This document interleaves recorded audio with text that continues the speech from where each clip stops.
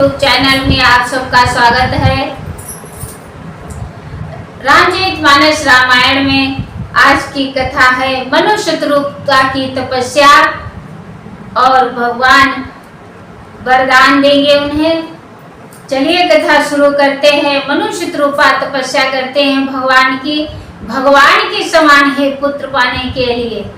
उनकी यही इच्छा थी कि भगवान की समान पुत्र प्राप्त हो मुझे। जय श्री राम, जय बजरंगबली। कथा शुरू करने से पहले बजरंगबली बाबा का ध्यान अवश्य करें, क्योंकि राम कथा भगवान शंकर और बजरंगबली को बहुत प्रिय है।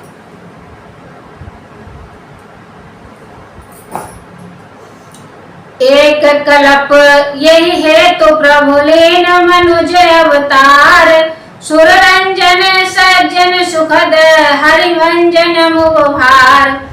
देवताओं को प्रसन्न करने वाले, सज्जनों को दुख देने वाले और पृथ्वी का भार हरण करने वाले भगवान ने एक कल्प में इसी कारण मनुष्य का अवतार लिया था। यही विधि जन्म जन्म कर्म हरि के रे, सुंदर सुखद विचित्र घने रे। कल्प कल्प प्रति प्रभु अवतारा, चारु चरित नाना विधि करहि। तब तब कथा मुनीशन गाई, परम पुनीत प्रबंध बनाई। अनंत हरि कथा अनंता, कहाई सुनई वह विधि सब संता। रामचंद्र के चरित्र सुहाए, कल्प कोटि लगी जाहिन गाए। शिव जी कहते हैं कि हे पार्वती, मैंने यह बतलाने के लिए इस प्रसंग को कहा कि ज्ञानी मुनि भी भगवान की माया से मोहित हो जाते हैं। प्रभु कौतुकी लीला में है और शरणागत का हित करने वाले हैं। वे सेवा करने में बहुत सुलभ और सब दुखों के हरने वाले हैं। सुर नर मुनि को नाही जई, न मोह माया प्रबल। अस विचारी मन माए, भजिय महामायापति। देवता मनुष्य और मुनियों में ऐसा कोई नहीं जिसे भगवान की महान बलवती माया मोहित न कर दे। मन में ऐसा विचार कर उस महामाया के स्वामी प्रेरक श्री भगवान का भजन करना चाहिए।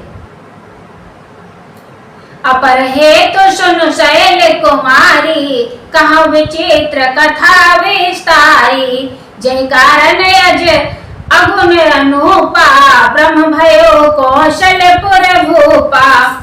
जो प्रभु विपिन फिरत तुम देखा, बंधु समेत धरे मुनि भेषा। जासु चरित अवलोकी भवानी, सती शरीर रह्यो वीरानी। हे गिरिराज कुमारी, अब भगवान के अवतार का वह दूसरा कारण सुनो। मैं उसकी विभिन्न कथा विस्तार करके कहता हूँ, जिस कारण से जन्म रहित निर्गुण और स्वरूप रहित अव्यक्त सच्चिदानंद ब्रह्म अयोध्यापुरी के राजा हुए। जिन प्रभु श्री रामचंद्र जी को तुमने भाई लक्ष्मण के साथ मुनियों का सावेश धारण किए वन में फिरते देखा, और हे भवानी, जिनके चरित्र देखकर सती के शरीर में तुम ऐसी बावली हो गई थी कि अब भी तुम्हारे उस बावलेपन की छाया नहीं मिटती। उन्हीं के भ्रम रूपी रोग के हरण करने वाले चरित्र सुनो। उस अवतार में भगवान ने जो जो लीलाएं की, वह सब मैं आपको बुद्धि के अनुसार तुमसे कहूंगा।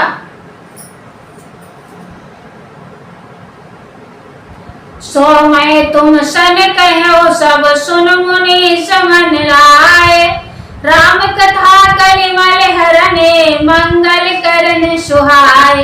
हे मुनि सर्वराज, मैं वह सब तुमसे कहता हूँ, मन लगाकर सुनो।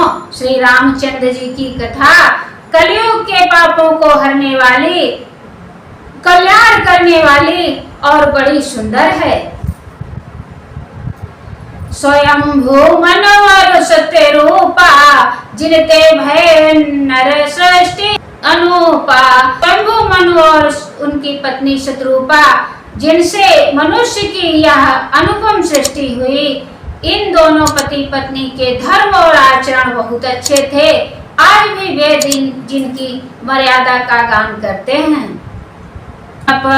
उत्तान पाद सुततासु, ध्रुव हरि भगत भयो तु सुत जासु।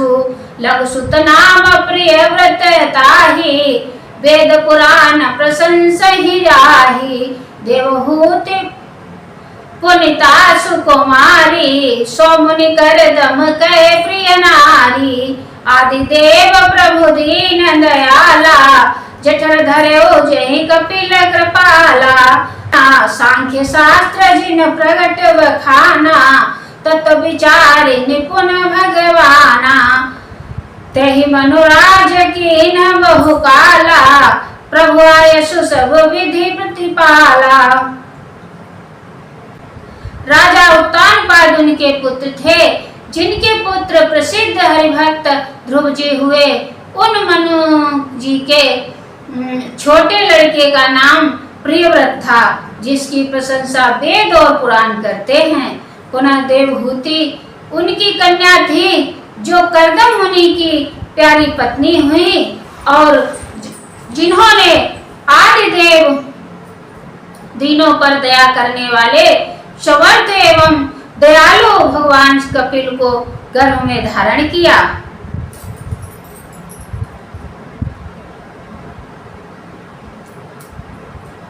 तत्वों का विचार करने में अत्यंत निपुण जिन कपिल भगवान के सांख्य शास्त्र का प्रकट रूप में वर्णन किया, उन स्वयंभू मनु जी ने बहुत समय तक राज्य किया और सब प्रकार से भगवान की आज्ञा रूप शास्त्रों की मर्यादा का पालन किया। हो ये न विषय विराग, भवन बसत भा चौथपन। हृदय बहुत दुख लागे, जन्म गयो हरि भगत बिन। बरबस राज सुतहि तब दीन्हा, नारी समेत गवन वन कीन्हा। तीर्थ बरनय मिश विख्याता, अति पुनीत साधक सिद्धिदाता। बसहि तहाँ मुनि सिद्ध समाजा, ताहि हरसि चलो मनु राजा। पंथ जात सोहई मति धीरा, ज्ञान भक्ति जनु धैर्य शरीरा। घर में रहते बुढ़ापा आ गया, परंतु विषयों से वैराग्य नहीं होता। इस बात को सोचकर उनके मन में बड़ा दुख हुआ कि श्री हरि की भक्ति बिना जन्म यूं ही चला गया। तब मनु जी ने अपने पुत्रों को जबरदस्ती राज्य देकर स्वयं स्त्री सहित वन को गमन किया। अत्यंत पवित्र और साधकों को सिद्धि देने वाला तीर्थों में श्रेष्ठ नैमिषारण्य प्रसिद्ध है। वहाँ मुनियों और सिद्धों के समूह बसते हैं। राजा मनु हृदय में हर्षित होकर वहां चले। बेहीर बुद्धि वाले राजा रानी मार्ग में जाते हुए सुशोभित हो रहे थे, मानो ज्ञान और भक्ति के शरीर धारण किए जा रहे हो। चलते चलते वे गोमती के किनारे जा पहुंचे। हर्षित होकर उन्होंने निर्मल जल में स्नान किया।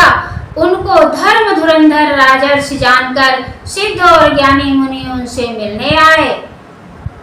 जहाँ जहाँ सुंदर तीर्थ थे, मुनियों ने आदर पूर्वक सभी तीर्थ उनको करा दिए। उनका शरीर दुर्बल हो गया था।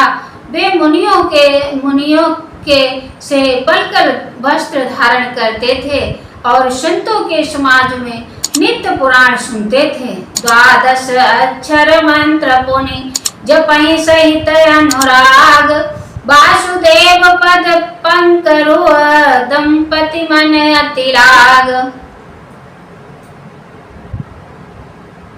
करहि आहार साक फल कंदा, सुमिरहि ब्रह्म सच्चिदानंदा। द्वादशाक्षर मंत्र ओम नमो भगवते वासुदेवाय का प्रेम सहित जप करते थे। भगवान वासुदेव के चरण कमलों में उन राजा रानी का मन बहुत ही लग गया।